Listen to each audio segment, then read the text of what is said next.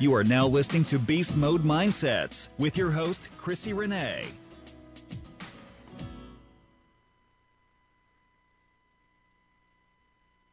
And I'm so glad to be back with you guys. It's another week. And so we have a special guest with us tonight. He's one of my favorite people, a good friend of mine. His name is Christopher Brown, a.k.a. Breezy. And so tonight he's going to share with us just a look at his journey, from where he was to where he is now. Christopher Brown is also a minister. He's a minister at a church in Eden named the New Life Ministry. So, Chris, are you on the line with us tonight? Hey, what's up? Yeah, I'm here. You here? Yes. I'm so glad that you're here. And so what we're going to do, we're just going to go ahead and, I want people to know how did we get to Minister Christopher Brown? So I need you to start at the beginning with us. There's definitely a story. I know a little bit just from knowing you because our backgrounds are together and they crossed up at some point. And we had the wonderful privilege of working with each other.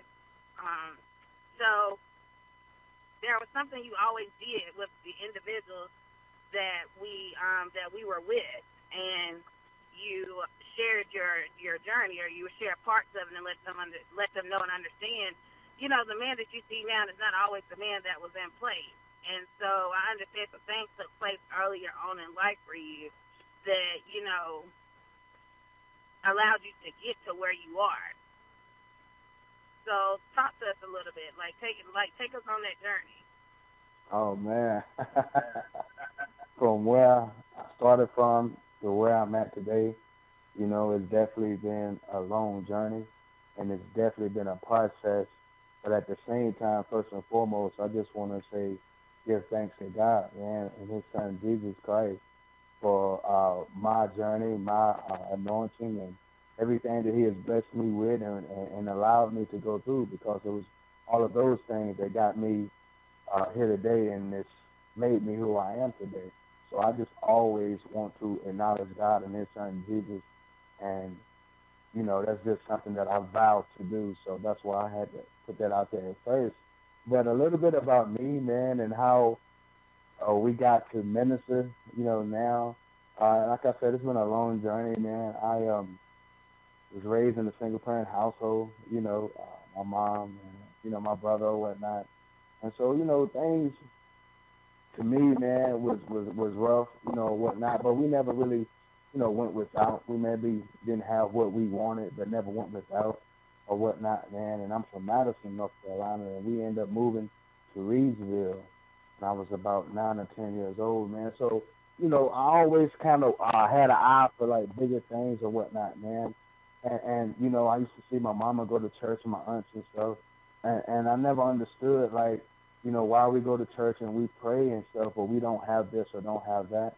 So, that right there sparked my interest into wanting more things in life, bigger in front of things. So, kind of always wanted to be this big drug dealer, and I share that all the time, man, because, preaching was never something that I wanted to do. It was never something that I stood in line to do and say, hey, this is what I want to do. But I wanted to, if you would have asked me years ago what I wanted to do, it was, to sell dope or whatever. And, all the things, the accolades that come with that. Money, power, respect, and all that stuff, man. And so what it is, man, God, all my life, man, I deal with also mental illness. I deal with a lot of stuff as a kid, man. And so I had a lot going on within myself,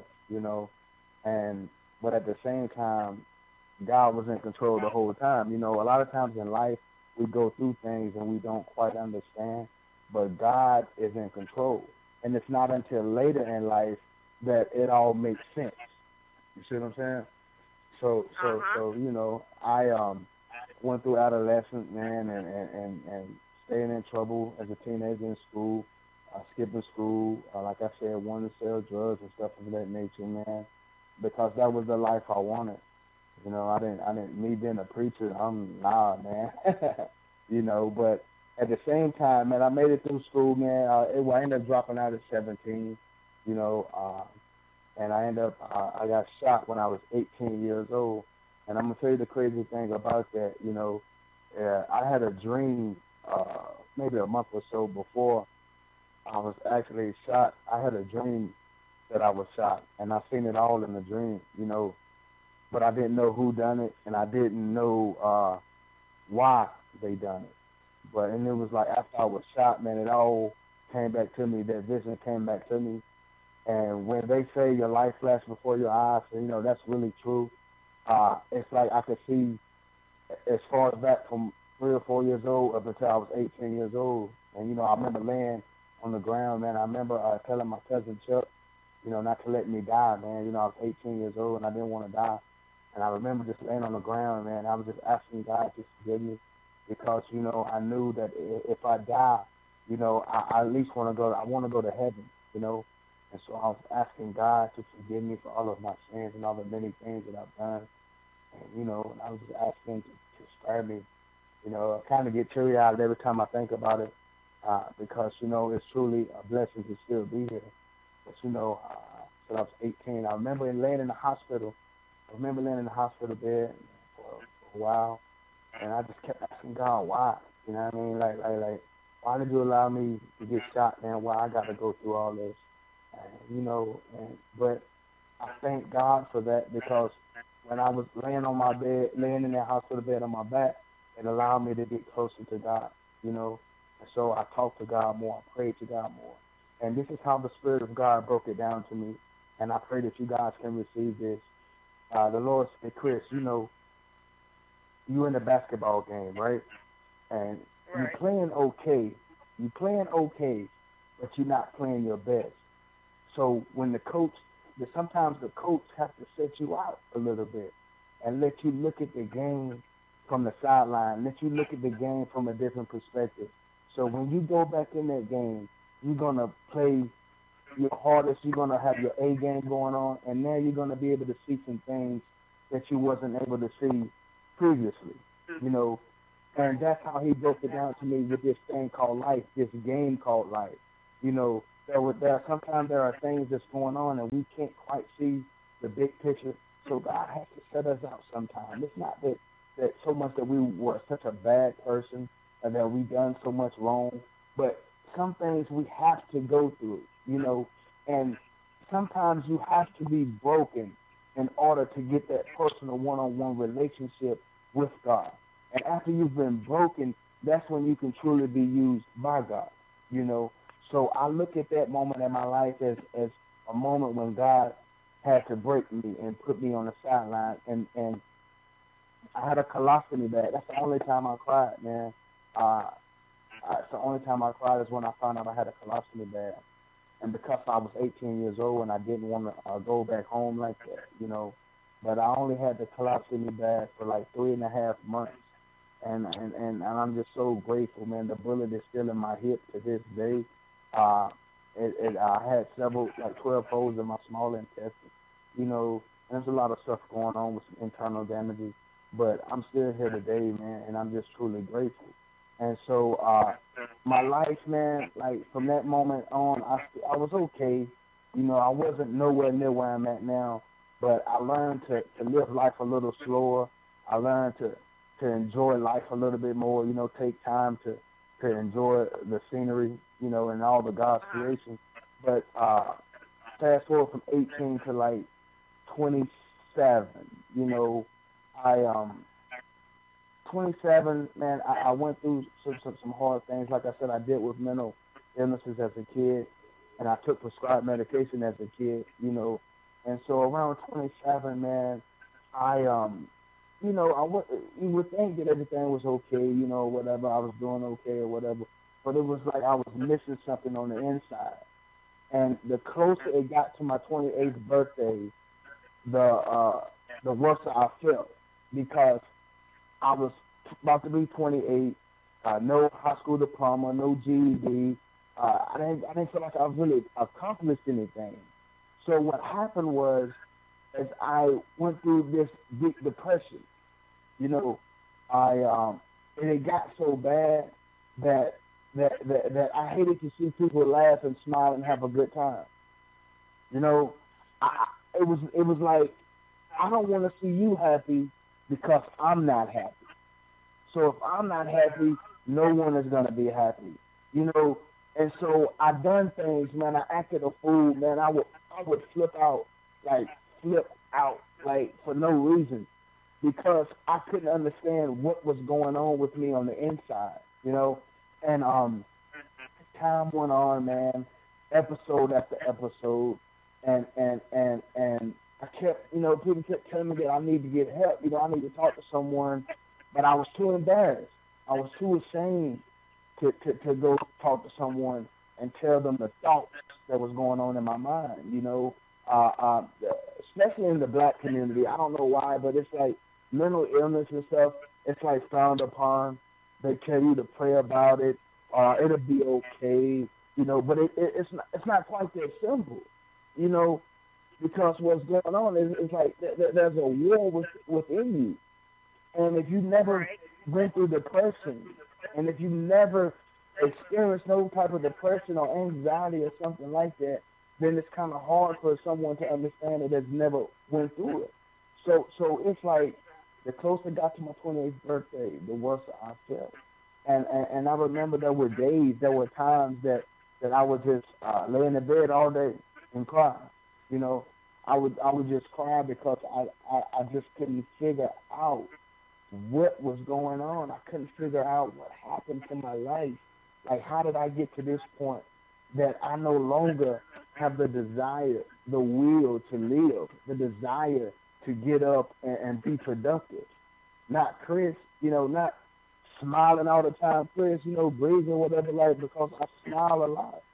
And at that time, those smiles most of the time were fake, you know, because I didn't want anyone to know what I was going through. You know, I was too ashamed to tell people that I was having thoughts of suicide, you know, that I was telling that I no longer felt happy. You know, I no longer had that joy that I once had.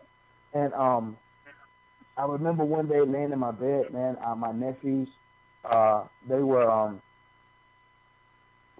in the living room playing the game or whatever, and I could hear them playing, laughing, and having a good time. And these thoughts of suicide just flooded my mind, you know, like the enemy, the same way we can hear the Spirit of God speak, that's the same way Satan speaks to your mind. And I'm not ashamed to tell my story. And he said, Chris, go ahead and take your gun and kill yourself, because you know you're tired of living like this anyway. And man, the same way you heard me say that, that's how I heard him speak to me. And I just began to just bawl and just cry even more, because he was right. I was tired of living like this, man. I was so tired of running from God, you know, and that's another thing I'm gonna touch on in a minute. See, I prayed right there that day. I said, God, give me the strength, Lord. If you give me the strength to get out this bed, you know, I mean, I just know I'll feel so much better. And I cried and cried and cried, and I finally got up. You know, I finally got out the bed, and I started sweeping the room, cleaning up a little bit. Remind you that I haven't done that in days. I've slept in the bed, I laid in the bed for days at a time. And as I was crying, you know, the Spirit of God spoke to me, and this is what he said. He said, Chris, hold on. Satan knows that your future is so much brighter than what it is now. So you got to hold on just a little while longer, you know. And I went into the restroom, and I looked at myself. You know, I had locks then just as I do now, and I hadn't got my hair done in, you know, probably months at a time, bags under my eyes, you know. And I remember looking in the mirror, and like I said, I was just crying. And I just asked Jesus. I cried out to Jesus, and I said, listen, man, you got to save me, man. You got to save me, because if you don't save me, I'm not going to make it. You know, I'm not going to make it. I was scared. At this time, I was hustling, you know, and I'll make a few moves, and I fail a little bit throughout the day or whatever, but I never would go nowhere far. You see what I'm saying? And so I was scared to drive up the highway. So that's why I was getting my hair done in Greensboro. And Satan had me that scared, that terrified of death, to where I wouldn't even go up the highway no more. I would never drive far, you know, because I was just so terrified of dying, because that's all that I thought about. You know, I would sit outside for hours at a time. And you know, when I think about it now, it's kind of wild, but I remember sitting in Piney Fork. I remember sitting on my porch just staring off into space for hours at a time, and just trying to figure out what happened. You know, like I couldn't figure out how all this took place. And so I began to tell God to help me. And I remember, man, you know, I made an appointment to mental health. Daymark is what it's called now in Rockingham County, to mental health.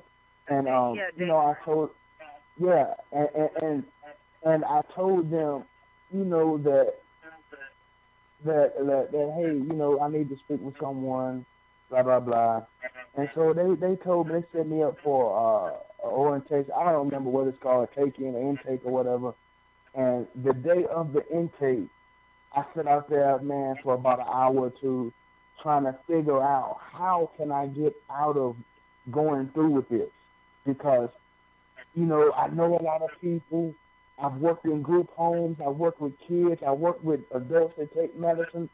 I know a lot of people with mental health. They've seen me bring kids here for appointments. Now, how can I walk in here and let these people see me and tell them that I'm here to see a doctor because I'm having thoughts of suicide? You know, like, how can I tell someone this? So I went on and went through with it, and I was fine with the intake, what everything the dude was saying, until he said, the only way you can see the doctor, you got to participate in a group sessions. Man, I jumped up like, nah, bruh. You know, I'm like, nah, you had me going. I was feeling okay. You know, I'm acknowledging the fact that I need to talk to somebody and I may need help, but I cannot sit in no group full of people and tell them what I'm going through and all the thoughts in my mind. And so as I was walking out the door, the dude was like, bruh, just like this. He said, bruh, how long can you keep living like this? And I just stared at him like I didn't really know what to say. And he was like, can you keep living like this? I mean, all the stuff you described to me, all the things that you've been going through, how much longer do you think you can possibly live like this? And I sat back down and I was like, you know what, you right, man. Like, I can't keep living like this. So I got to talk to somebody. And so I ended up going to the group session, and they realized, you know, that I didn't need a group. You know, group wasn't my thing. I was fine. But, you know, I was prescribed a mood stabilizer and something for, like, bipolar depression. I was diagnosed bipolar depression in 2010. Diagnosed bipolar depression. And, you know, every day I took that medicine. You know, I took it for about 3 years or so. I no longer take it. To God be the glory. But I took that medicine, though, for like 3 years or so. And every day I took it, I would pray. You know, I would pray because I know I wasn't going to take medicine the rest of my life. Remember, I took it as a kid also. So I would pray to God, and I would thank God for my deliverance because I knew my deliverance was going to come. One day, I'm going to be delivered from this. So I took that medicine for like 3 years or so. And I remember one day, man, I woke up kind of late in the morning or whatnot, and I didn't take it. Half the day went by. I didn't take any medicine. The whole day went by. I was like, dang, you know, I didn't take none of my meds for yesterday. So okay, let me see how the day goes. You know, so that second day turned into like 4 or 5 days.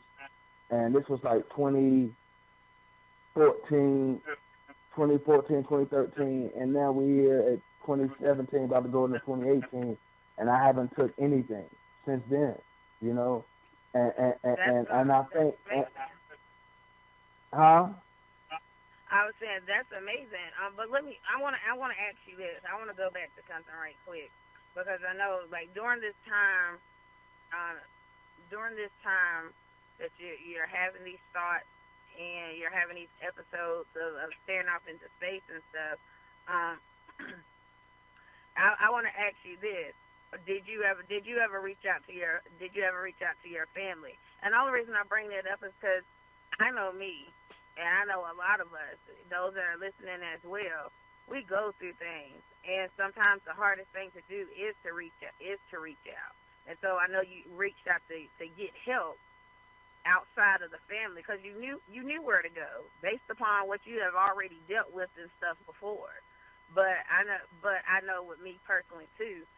Things start happening. It's like, hey, no, I don't want to tell mom. No, I don't want to tell the brother or the sister. Like, you know, I don't need them to look at me different. I don't, you know.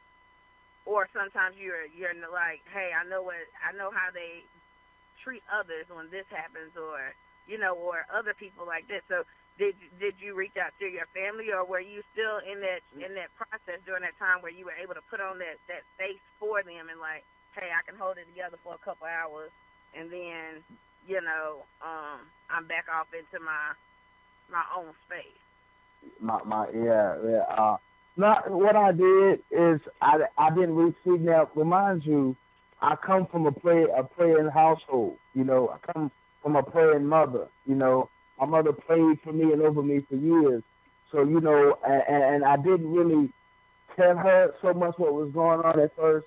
But you gotta understand and know that my mother has a relationship with God as well.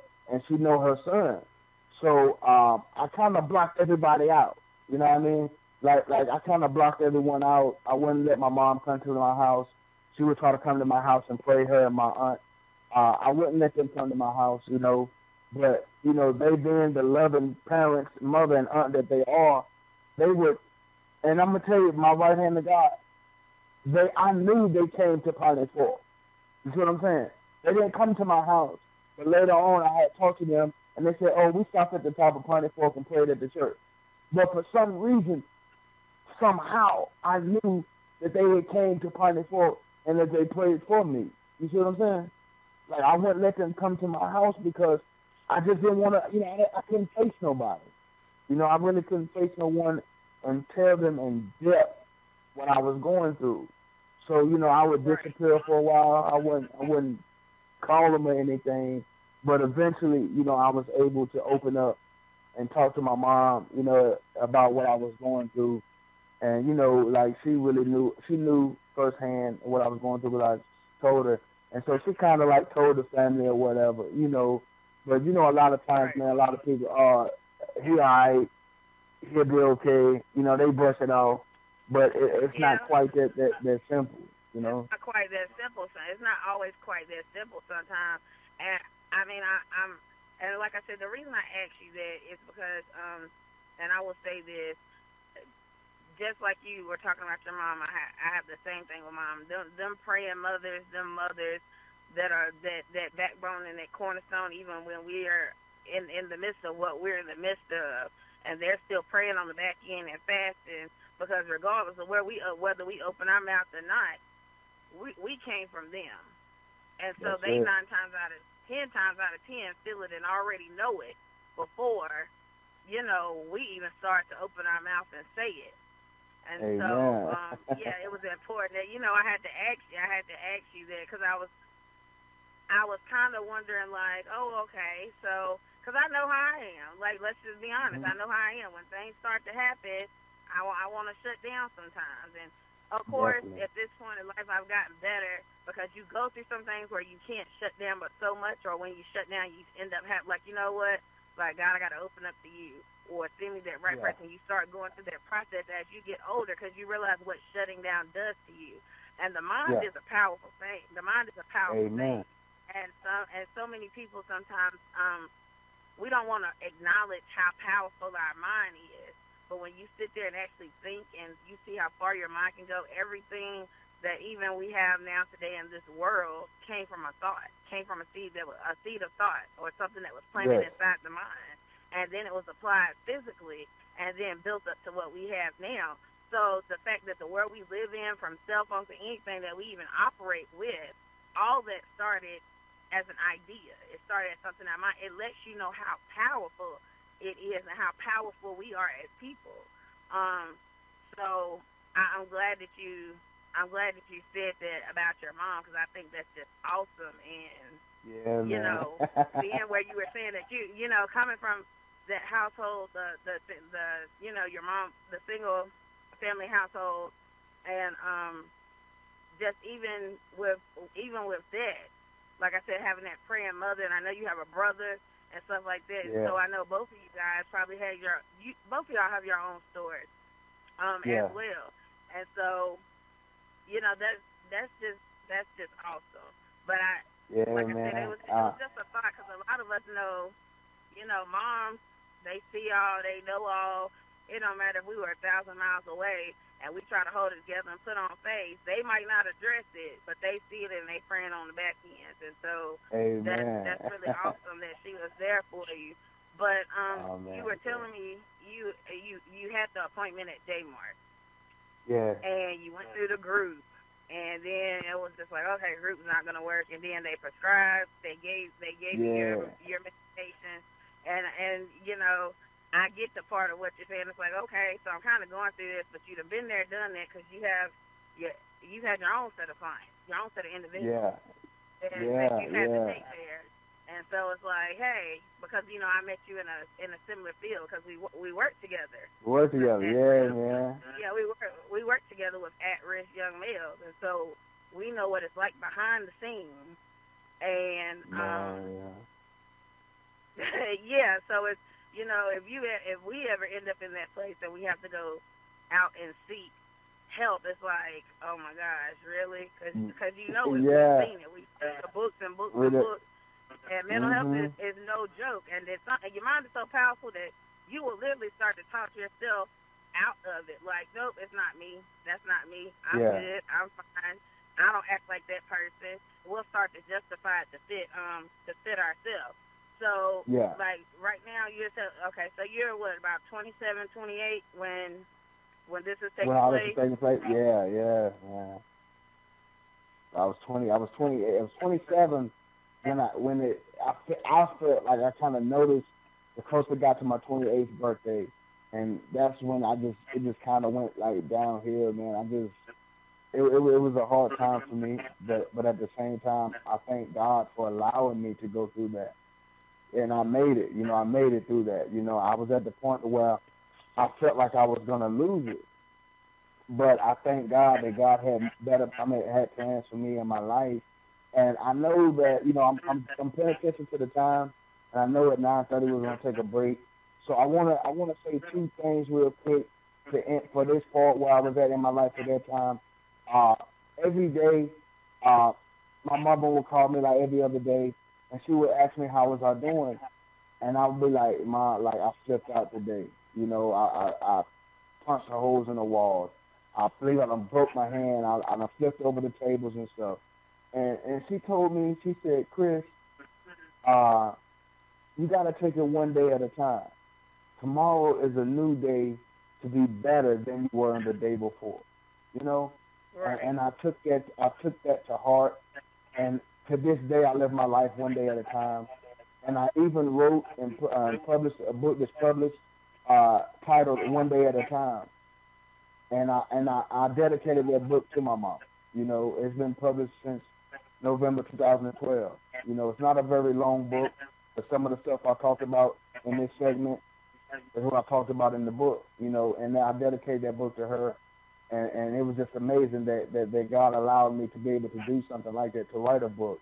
And also real quick before 9:30, I want to give a shout out to Brandon Marshall, NFL wide receiver. I may never meet him. I may never get to sit and tell him face to face, but I read his story at that same group home I met you at, and he was diagnosed borderline personality disorder. And he was saying how he thanked God for what he was going through because it allowed him to shine light on mental illnesses and to spread the word and to encourage other people that's going through the same thing. And so after reading his story, it inspired me to open up and talk about my story of mental illness. So I just had to get that out there real quick before the break. Oh, that's awesome. And, Chris, we're not worried about the break. We are definitely getting ready to take a break and transition into that. And, you know, what? One of my favorite songs, we've been playing for the past 2 weeks, and I hadn't really just threw it out there, but it's a gospel artist by the name of D Bless. And I know one day me and you talking here or there and just keeping in touch, I know I had sent you the link to it. And so D Bless Motivation is what we're about to listen to. Just to keep that motivation going. I mean, this is a song I love to listen to, and I know once I sent it to you, you came back to me and you were like, hey, I like this song, but we're going to pick right back up right after, you know, we hear a little bit of this, and then we just going to have a hype session. We're going to get motivated. It's all about motivation. December is all about motivation. It's a motivation month, so we'll be right back after this.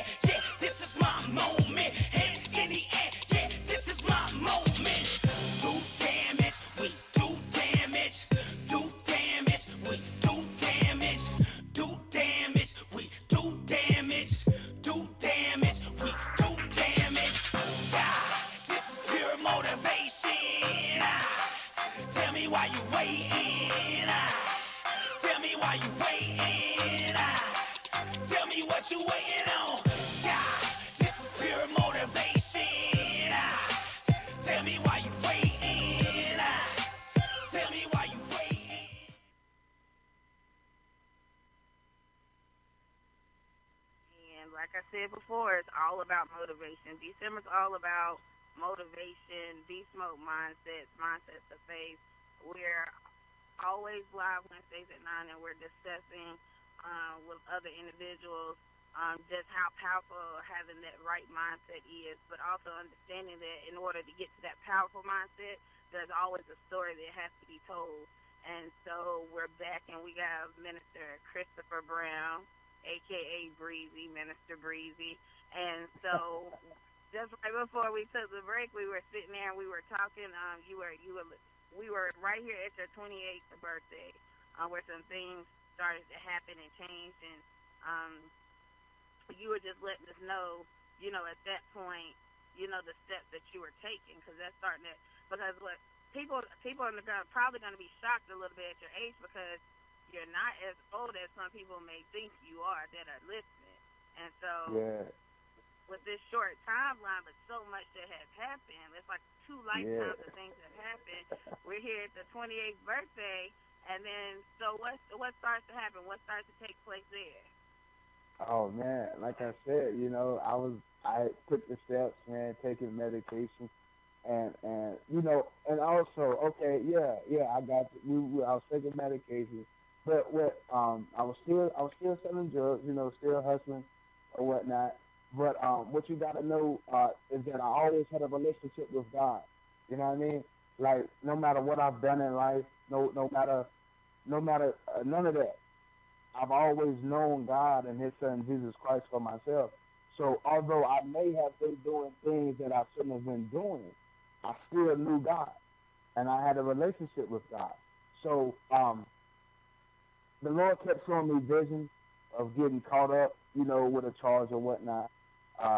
So I asked Him to help me to stop, hustling. So I did that, and I stopped, hustling. But my other thing is I smoked weed from sun up to sundown. I loved it. I felt like I couldn't function without smoking several cigarillos a day, and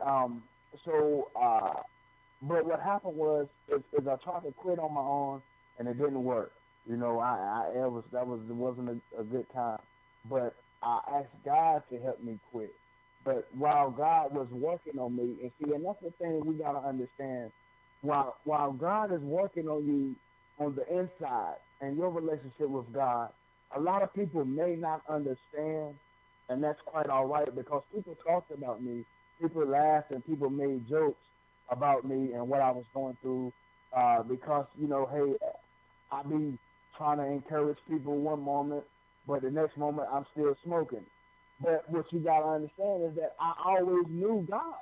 You see what I'm saying? It ain't that I didn't know Him. I just had issues that I need Him to fix.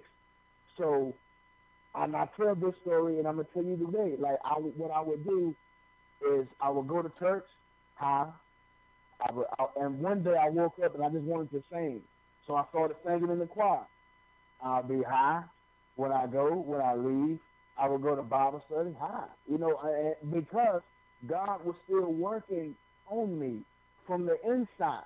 You see what I'm saying? And that's how the Spirit of God works. God works on the inside. Even Jesus talked about how you clean the cup on the outside, but the inside is still dirty. Even Jesus talked about wolves in sheep clothing. You see what I'm saying? So that means on the outside, people may look the part, but your inside is dirty. So what the Spirit of God does, He works from the inside out. And so while God was working on the inside, people were steady talking and laughing. I was steady smoking, but I still had a desire to do better than I did on the day before. Remember, it's a one day at a time. So I continued to smoke. I continued to go to church because I wanted to get back in the church because I knew I was called to preach. I was always called to preach. I knew this from a kid, from a teenager, that I was called to preach the gospel of Jesus Christ, that I was a runner. You feel what I'm saying? I didn't want to submit to God. I didn't want to be a preacher. Being a preacher is not the coolest thing to do. You see what I'm saying? Like that wasn't the life I wanted. And I remember I was steady going to church, steady smoking, but the more I went to church, the less desire I had to continue to smoke. You see, God was working. And so I eventually was able to stop smoking. And I remember I went to a church service, and the man of God called me up, and this is what he said to me. He said, hey, you right here. You're tired, ain't you? You're tired. Man, I broke down like a baby because I was so tired of running from God. I was so tired of running from the call that God has placed on my life before I was even born. And that is to preach the gospel of Jesus Christ. And he said, you got to submit. You got to submit, man. And that night I submitted to the will of God. for my life, and I said, God, whatever it is that you want me to do, I'll do it. You know, I'm tired. I'm tired of running. And that right there was the first step into becoming who I am today, you know. And it's just amazing. You know, I can't stop smiling right now because I can see where I was at. I can see how lost and confused I was. And I can also see how far I've come today. But even though I accepted the call of God, even though, yes, I am a minister, yes, I am called and chosen, but what you got to understand is that God never told me nor anyone else that your life is going to be peaches and cream. You feel what I'm saying? So I still went through things. I still have days now. You see what I'm saying? I still have those moments where I want to shut everybody out because I'm frustrated. I'm mad. You know, I feel like I've been overlooked a lot of times, you know, and I've struggled with that previously over the last few years. And I've been preaching since 2012, and I'm just 35 years old, so the one that's listening, you know, I was 28, 27 when all this was going on, and I just turned 35 this year, November the 16th. And so I've been preaching since 2012, and I told God, man, you know how many times I done quit preaching to myself? You see what I'm saying? I'm like, I'm done preaching. You know, no one never knew this. My pastor didn't know. My aunt didn't know, whatever, but I text my mama like, yo, I'm done preaching, you know, because I'm so frustrated. I'm mad, you know. I feel like I'm supposed to be here, but I'm not, you know. And that's the thing about God. God doesn't move on our time. He moves on his time. And so recently I was able to understand that, hey, Chris, you know, where God got you at right now, this is where you need to be within your ministry and with life. So with that being said, I'm excited to be where I'm at now, and God is now opening up different doors and different things is happening in my life, and I'm getting more exposure now than I was then, but it's because I'm maturing in Christ. You see what I'm saying? We always want stuff then when we want it, but we got to grow into that man and woman of God that God wants us to be so that we are able to handle what God has in store for us. So, I mean, yes, you said something that I can completely identify with. It's the process and some key things that you kind of pointed out. Sometimes, you know, we sit here and we look at life and we're like, hey, I'm ready for this. I should be this and I should be doing this today. The actuality behind that is we lack the maturity, we lack the wisdom and the know-how to really be effective in what we really want right when we want it. And so we have to go through that process. We have to go through that journey. Our minds have to sometimes be broken all the way down and rebuilt back up just so we can really see the bigger picture. And a lot of times what that ends up making it, instead of it being about us or it being an I thing, it starts becoming what about everybody else, because our life is not our own. And so our story, we are meant to share it.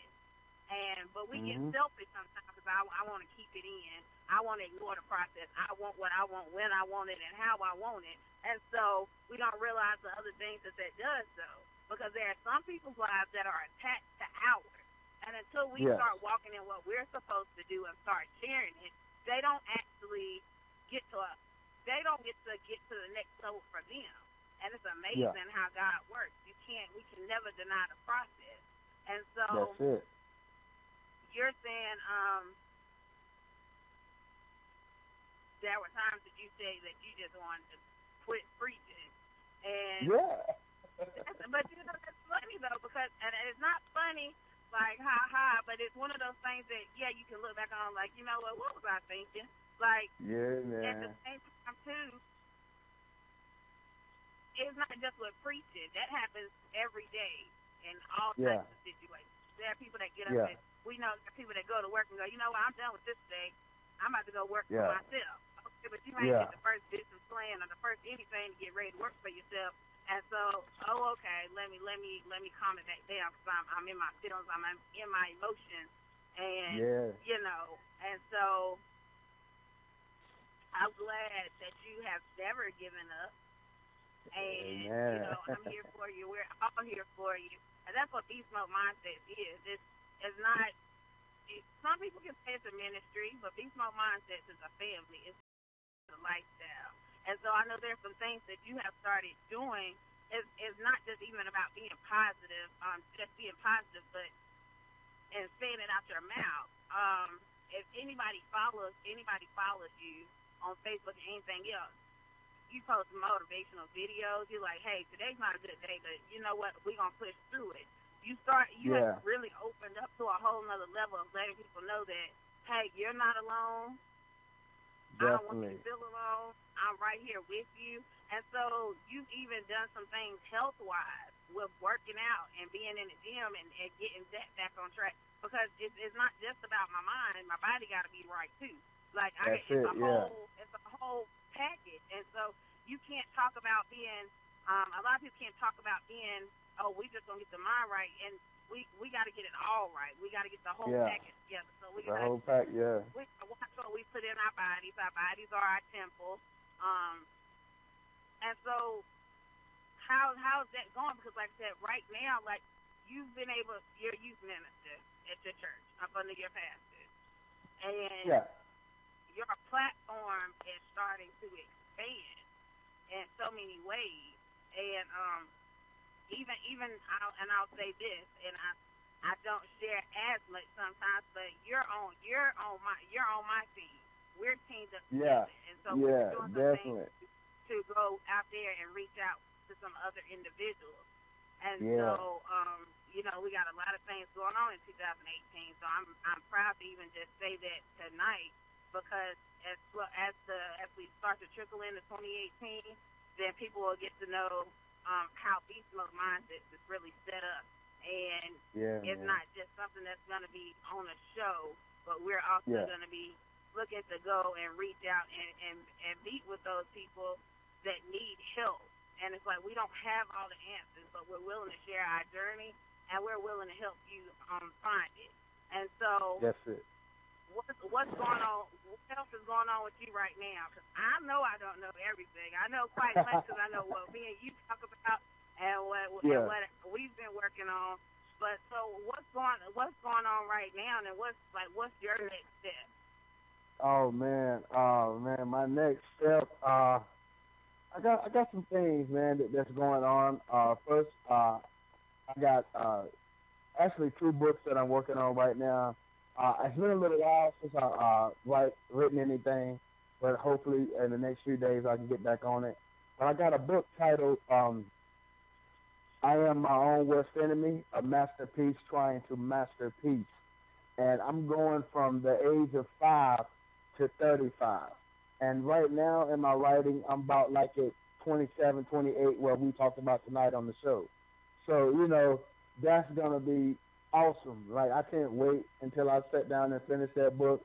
And I'm going to publish this book myself. This is my prayer, is that I publish this book myself, and that this book, just like my first book, touch a lot of lives and encourage people and let people know, man, that, you know, it's okay. We all have things that we go through or been through, but that does not define us, you know. And I am my own worst enemy, you know. I can say that, I can own up to that, because a lot of times we beat ourselves up a lot. And so, you know, the Lord placed that book in my spirit about several months ago. But a few years ago, I started writing a book titled A Man After God's Own Heart. And that's going to be crazy also, man. God has blessed me with a gift to write, and writing comes real easy to me. And I'm just excited to get these 2 books out, man, and get them published and see how far God take it, you know, or whatever. And also, 2018, definitely with Beast Mode Mindset, we're going to do some big things, man. And yes, I am a part of your personal team, and I'm excited and honored to be a part of your team.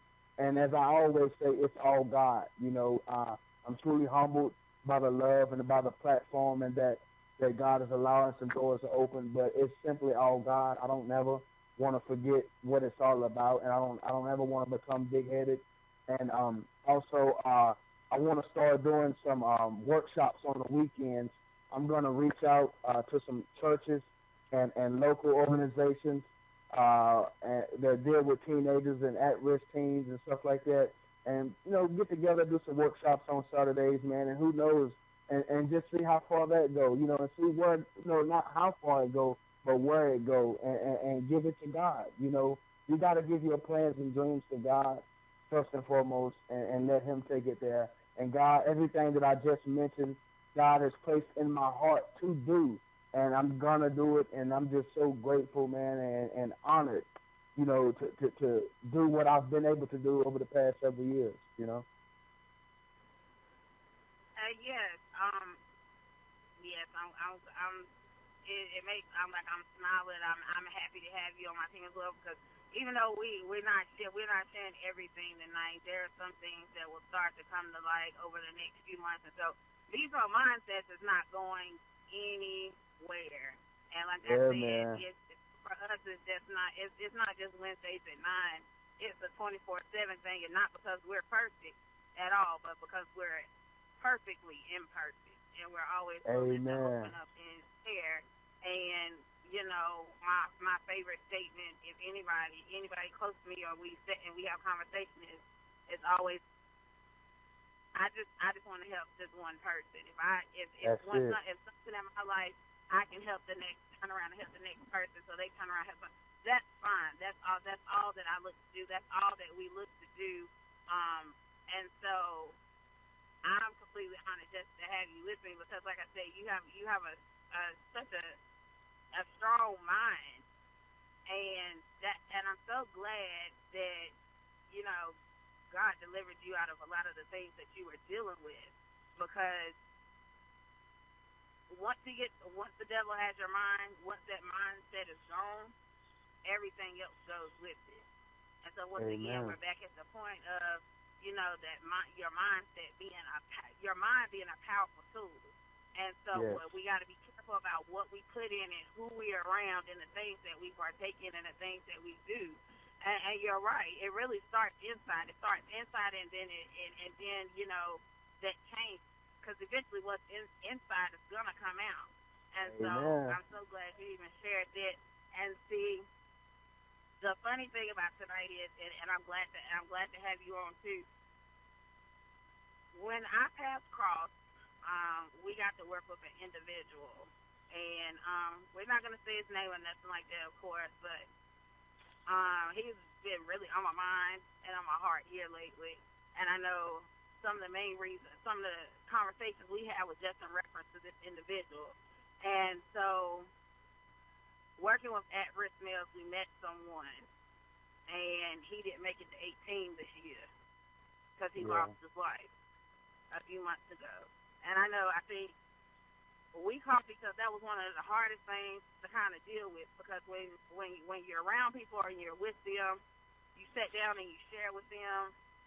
And it's funny because we literally would talk about mindsets with them all the time. All the time, yeah. Like, we got to get your mind right. And so working with that young man, we went to church, we sat back and laughed, but we were also there if anything else ever happened with them. And so, I know definitely just want to keep his family in our prayers. Definitely. Like I said, he was underage, and yes, it's public information. I'm not gonna go ahead and say it, and I'm not gonna go ahead and say his name or his family tonight. But they know, and they are aware of how he felt, because I did reach out to the family. But mindset at a young age. Yeah, you know, it's like this, man. I tell people, your body goes off what's in your mind. You see what I'm saying? Your mind controls everything. If you think negative, you're going to do negative, you're going to get negative results. But if you think positive, you're going to do positive things, you're going to get positive results. So yes, it all starts with the mind, and you got to have a strong mind to get through everything that you go through, everything that God allows you to go through in life. You got to have a mind that's positive and that's focused and that's determined to make it out of whatever situation that you're in. It is my belief if God doesn't change your situation, then He changes the way you look at your situation. If that makes sense, if anybody can grab that.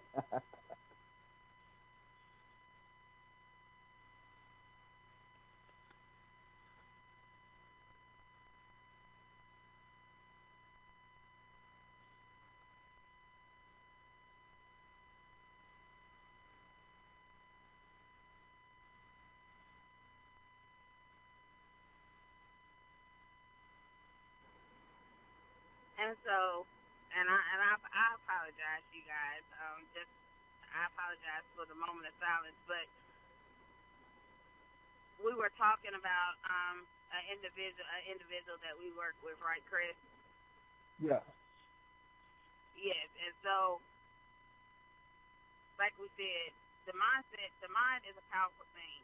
It's the best tool that you can possibly have. It's one of the things that has unlimited amounts of strength, and you exercise your mind by putting positive things in there, trying new things, embracing who you are, start to understand and Definitely. just know that itself. And so, we're almost finished up here tonight. And I so, Chris, know, I just want to man. It's say been I want to. awesome.